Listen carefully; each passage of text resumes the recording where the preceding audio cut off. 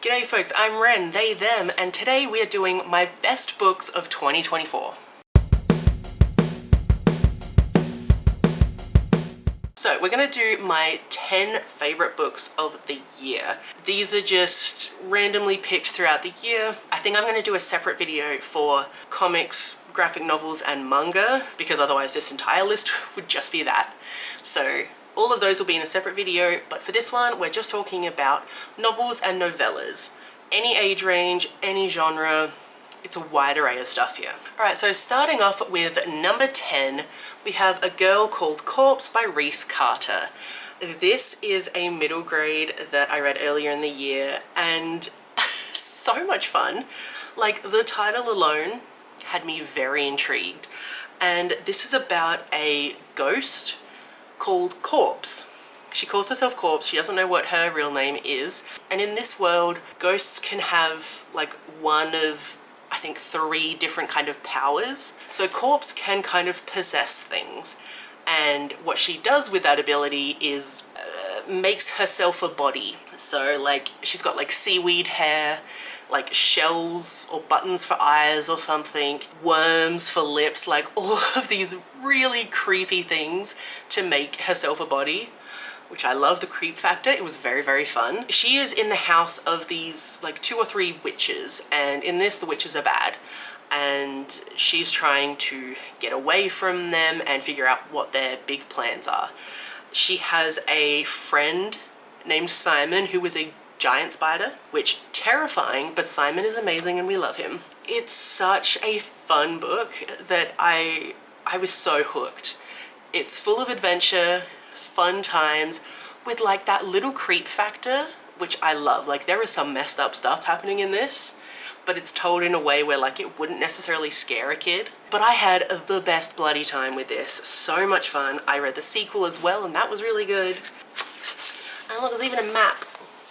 Then for number 9, we have A Banh Mi for Two by Trinity Newen. This was such a great time. I didn't even know about this until I was like scrolling on my Libby app, and it was just this really pretty cover, and I was like, huh, that looks kind of gay. Clicked on it. It was kind of gay.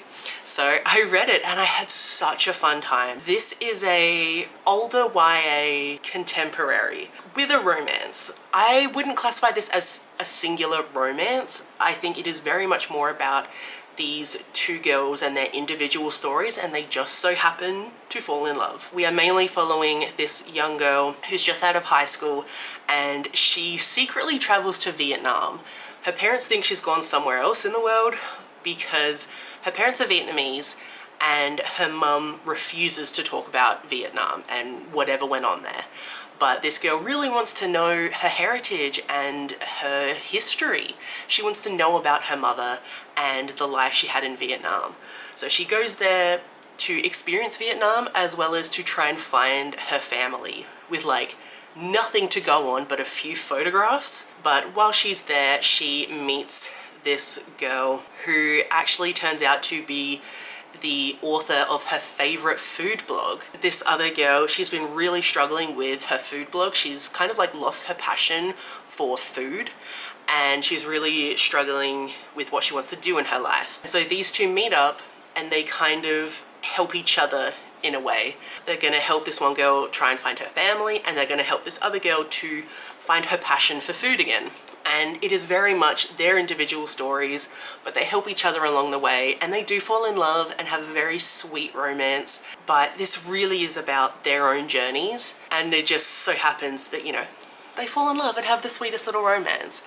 But I was just so blown away with how much I got invested in these 2 characters and how much I was rooting for them. It was such a good time, and I really want more people to read it. So for number 8, we have The Ghost in the Hall by K.M. Avery.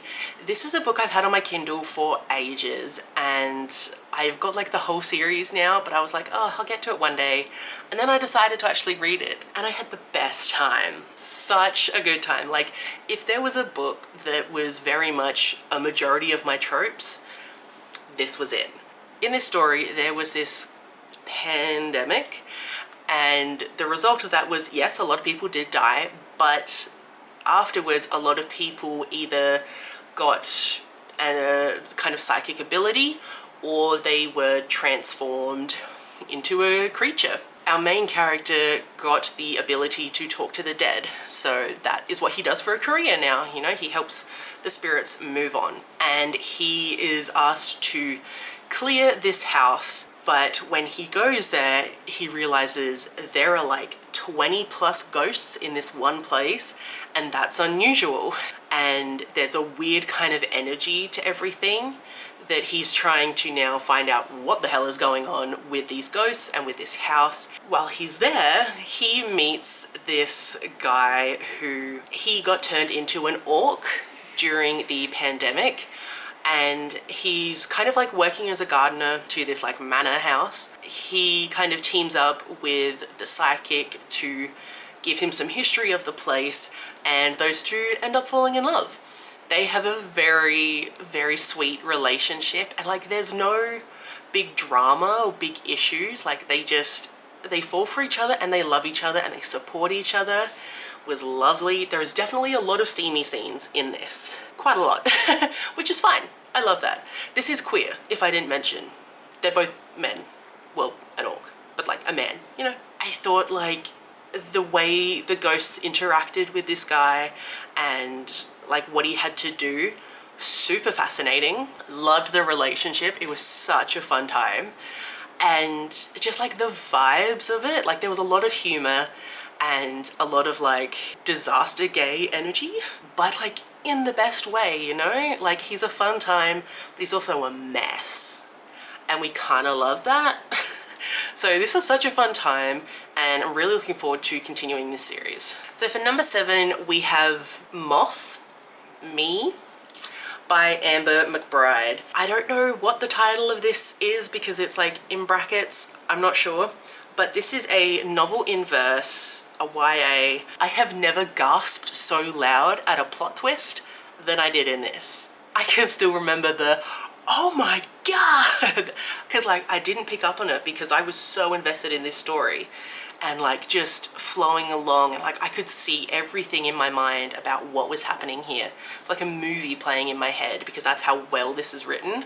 And then when it happened, I was like, oh my freaking god. And then it gets explained and I was like, oh my god, yes, all of the like little stepping stones were there. I just didn't connect the dots. But this is about this girl named Moth. She is living with her aunt because her family died in a car crash, I believe it was. And she's just really, really struggling because, I mean, that's a huge trauma to go through. Like, there's a lot of grief involved when people die, especially if it's multiple people. Like, that's horrific. And then she just feels so alone, and like no one talks to her, and it's just, it's really heartbreaking, her story. But then this new guy comes to town, he's in her class, and he starts talking to her. And that kind of like brings a spark back to her. And then like they start up this really nice friendship that turns into something more. And they end up going on a road trip because this guy wants to visit a reservation that he was from.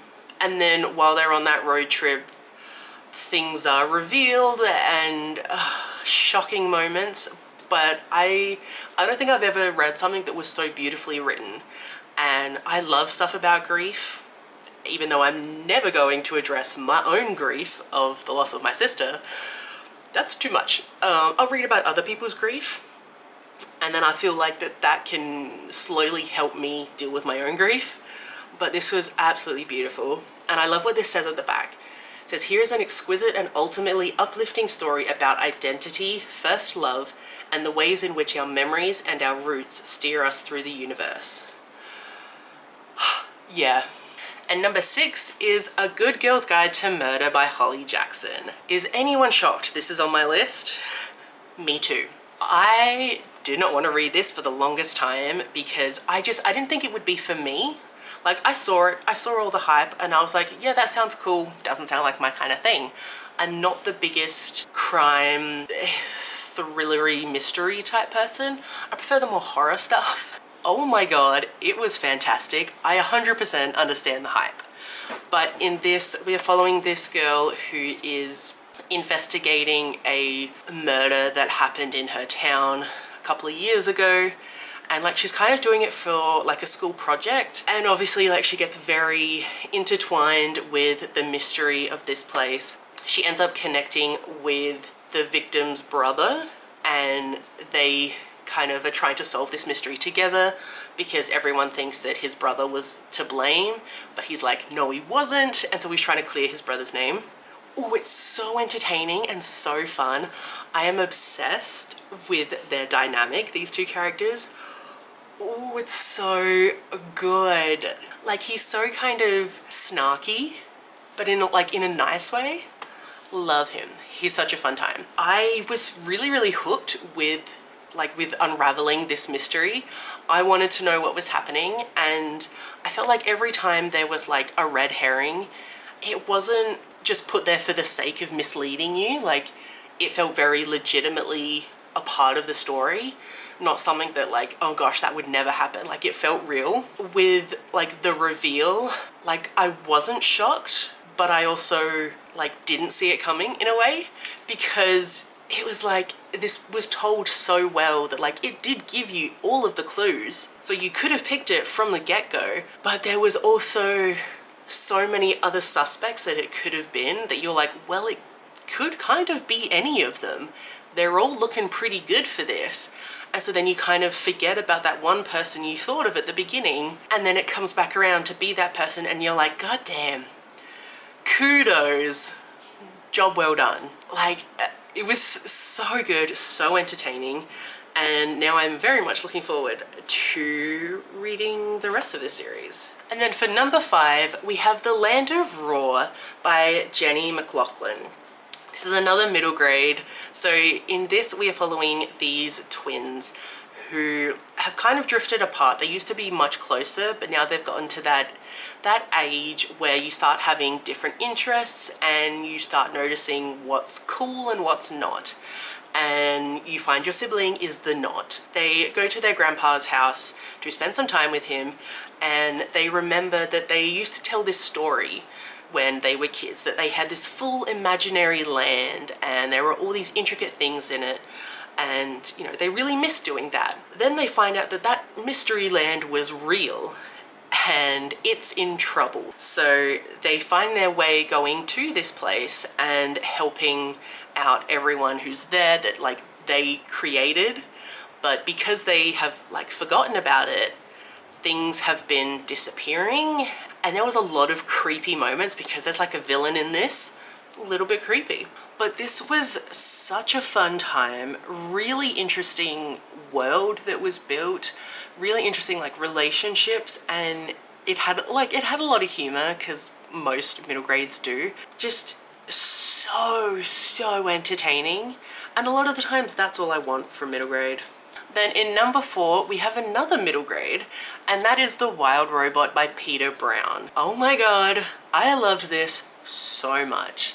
I hadn't heard about this, except I knew that it was on my Libby, and I love it with my whole heart and soul. And then like as soon as I finished reading it, I found out they were doing a movie, and I was like, oh my god, I still need to watch the movie. But in this, we have a robot that kind of washed up on shore on this island, and she doesn't really know what to do because her operating system is a bit skewy, and whatever like her purpose was, it's not on the island. So she is just kind of in like survival mode on this island for a long time.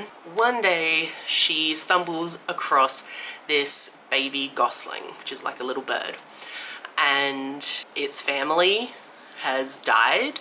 May or may not have been her fault, but that's fine. And she decides to care for this gosling, and she's like, I will be your mother. And they have the best relationship ever, because she is like, he is my son, he is my ride or die, I will fight anyone that tries to hurt him, but I will nurture him with my whole robotic heart and soul. And it's beautiful. Like, she goes to a bunch of different animals and asks them how to help her son, and they're all like, the hell are you, but okay. And that's beautiful. So sweet. Like, my heart is like full just thinking about it. It's such a beautiful story, And I love just the robot's way of thinking, because she is still a robot. Even though she's very much well adapted to the wilds, she is still a robot, you know? She still has some kind of rigidity in her thinking, and it takes a lot for her to kind of unlearn some of those things. It's so fascinating. Like, her brain, great time. But this holds like a special place in my heart, because it made me feel all warm and fuzzy. It was such a good time. Then for number 3, we have kind of another middle grade. I didn't realize I was loving so much middle grade this year, but I definitely was. And that is Starfish by Lisa Phipps. This is about a young girl who is overweight, and she definitely faces a lot of struggles with that, but she loves being in the water. What this book is really about is self-love and self-confidence, because this young girl is having so many people telling her that she's too fat. You know, fat people shouldn't do this, you know, you're not allowed to do that, you can't dress like that, all those things. But she's like, no, I'm a human being just like everyone else.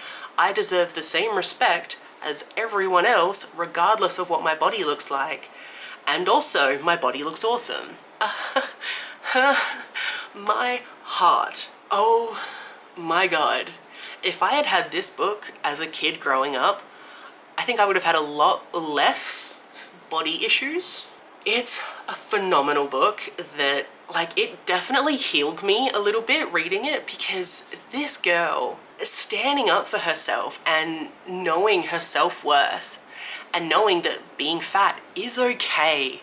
Like, it's not a bad thing to be fat. Why is that not common knowledge, you know? It's like I hit 30 and I was like, I love myself in all of my glory, and it's been a great time. So hopefully that just continues the more into my 30s I get. But this book definitely helped lift that up a little bit more, and it's such a beautiful book, so important. And like, I want everyone to read this, because everyone needs to know that it's okay to be fat. Like, can we stop fat shaming people? It's 2025. Please, let's stop fat shaming people. All right, we have made it to the top 2 books. And this was really hard to pick between these books, because they're both number 1s, but for very, very different reasons. But someone had to go first, someone had to go second. So in number 2 place is Butcher and Blackbird by Bryn Weaver. So freaking good. 2 serial killers falling in love. That's all you need to know. This was phenomenal. So good. I loved how messed up this was. Like, oh, it's so messed up, but I love me some serial killers. Every time I say that, I feel like I need therapy. I probably do, but books. I do love serial killers. They're very entertaining, very messed up, 1000%. Like, don't kill people, obviously, but in book form, it's okay. Oh my God. I loved the gruesome moments of these 2 serial killers and the way they went about killing people. But the relationship that they develop, oh my God. The depth of their love for each other, I didn't even know that existed. And they know all of, like, the dirty little details, you know, that you might not want your new partner to know. They know all of that, and they love those details. And I was like, yes, find all of those flaws and love them with your whole heart. Beautiful. Just, this is very much a romance, like a dark romance for sure, but a romance. It is about their romance. So good. I know I'm like repeating myself, but it's just so good. So good. Like, is this kind of in the vein of like a trashy novel? Yeah, but there's nothing wrong with that. This is a good time, and people should be allowed to enjoy books that aren't like literary masterpieces, you know? Like, read the silly stuff that you want to read and love it. because they're a good time and they make you happy. And this definitely made me all kinds of happy. Oh, I just love these serial killers. They were a fun time. And at the end of the day, that's all I want from books, is to just be entertained and have a fun time. All right, now we are at number 1, my best book of 2024. I randomly picked this up at a Big W because the cover was like everything that I like on a cover. And I was like, well, I gotta buy it regardless of what it is.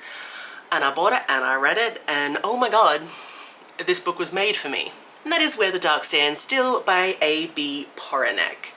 This is a different cover than what was going around on Goodreads when this first was announced. Like, is this cover not screaming Wren vibes? Like, there's mushrooms, there's a skull, there's like creepy forest vibes.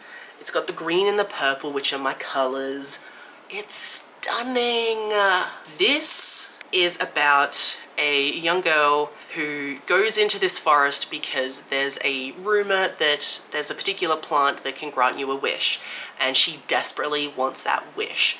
So she goes into this like forbidden forest and finds the plant. It ends up being a trap, and she gets kind of trapped by the Leshe, who is the guardian of this forest. The Leshe asks her what her wish is, and her wish was to not have magic because she does have some magic in her, but she's like, I don't want it, take it away. And the Leshe is like, how about I teach you how to wield your magic instead? So they do that. They strike up a bargain and she goes to live in the Leshe's house. This house also has some like sentient house vibes. So good. There's a like kind of talking cat as well. So good. It has all of the vibes of an old forest, and I mean old. There is some deep dark magic in this forest, and it's just the vibes. This book is all vibes.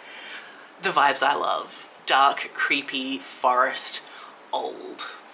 I love. This being a kind of fantasy romance book, there is a romance between this girl and the Leshe. It definitely gives off Beauty and the Beast vibes, because in a way she wants to save the Leshe from the kind of almost curse that he's under. Like, they have just a really nice dynamic. Would I have preferred them to stay friends? Yes, but I don't dislike the romance. This is also queer, not that it ever gets talked about, but the Leshe is queer. His past lover was a male, and he has had male and female lovers in the past. And I just wanted to stay in this house in the woods that has a mind of its own. Like, deep dark woods, creepy house, magical beings. It's a good time. Because this Leshe, being in charge of this forest, he's kind of the warden of it, because it's kind of a prison for all of these very dangerous magical creatures. But it's getting more and more difficult to protect the outside communities from all of these creatures. And so she is also trying to help him with his warden duties. So it's also got like some like action kind of stuff happening, and there are definitely stakes in play here. But this was just phenomenal in the best way. I have not stopped thinking about it since I read it. It is just the epitome of everything I want in a book. It's a good time. So that is going to be all of the books that were my absolute favorites of 2024. Have you read any of these? Please let me know down below what you thought of them. Even if you didn't like them, you can tell me. I'll just think you're wrong. But thank you so much for watching, and I will see you in my next one. Bye.